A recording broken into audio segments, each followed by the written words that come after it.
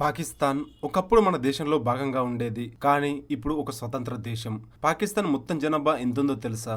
2023 గణాంకాల ప్రకారం పాకిస్తాన్ జనాభా సుమారు 240 మిలియన్లు, అంటే 24 కోట్లు. ఈ భారీ జనాభాలో హిందువుల సంఖ్య ఎంతుందో తెలుసా? కేవలం 5.2 మిలియన్లు మాత్రమే. అంటే సుమారుగా 2.17% మాత్రమే హిందువులు పాకిస్తాన్ జనాభాలో భాగంగా ఉన్నారు.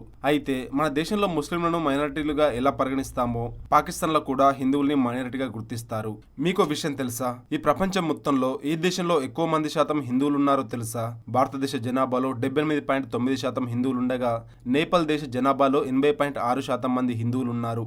ప్రపంచంలో ఉన్న హిందువులలో 99% మంది ఆసియా ఖండంలోనే నివసిస్తున్నారు. ప్రపంచవ్యాప్తంగా హిందువులు మొత్తం 120 కోట్ల మంది ఉన్నారు. ఇది ప్రపంచ జనాభాలో సుమారుగా 15%. మన భారతదేశంలోనే సుమారు 109 కోట్ల మంది హిందువులున్నారు.